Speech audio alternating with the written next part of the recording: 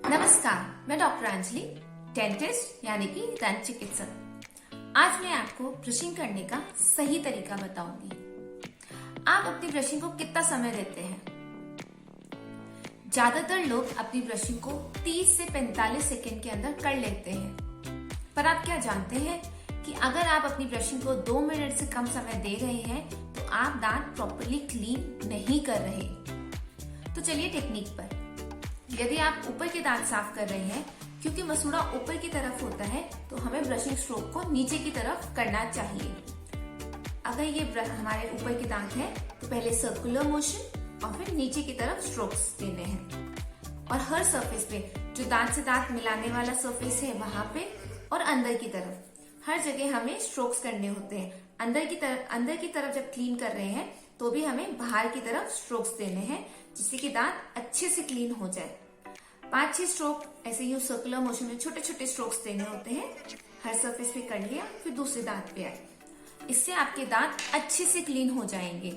और अगर नीचे के दांत हैं तो जो स्ट्रोक्स हैं वो ऊपर की तरफ, सर्कुलर मोशन और ऊपर की तरफ। क्योंकि मसूड़ा नीचे की तरफ है तो हमें गंदगी को बाहर की तरफ करना है, अंदर नहीं डालना। तो सर्कुलर मोशन हर सरफेस को क्लीन करना है और बाहर की तरफ गंदगी को करनी है। और ध्यान रखिएगा, अपनी टंग को क्लीन करना नहीं भूलना। सबसे बेस्ट जो टंग क्लीनर होता है वो आपका ब्रश होता है। तो उससे आप अपनी टंग को 3-4 स्ट्रोक्स करेंगे तो जो हैलिडोसिस यानी कि बैड ब्रेथ की समस्या होती है वो धीरे धीरे समाप्त हो जाएगी। दूसरा जो इम्पोर्टेंट पॉइंट है वो है कि नाइट की ब्रशिंग सुबह की ब्रशिंग से ज्यादा इम्पोर्टेंट होती है, क्योंकि हम दिन भर खाना खाते हैं और रात भर का समय दे देते हैं कीटाणुओं को बचा हुआ खाना जो दांतों के बीच में फंसा रहता है वो खाने का, और वहां पे एसिड प्रोड्यूस करके कैविटीज करने का। तो इसलिए यदि आप इतने अच्छे तरीके से दांतों को साफ करके सोएंगे तो आपकी कैविटीज के चांसेस मिनिमम हो जाएंगे।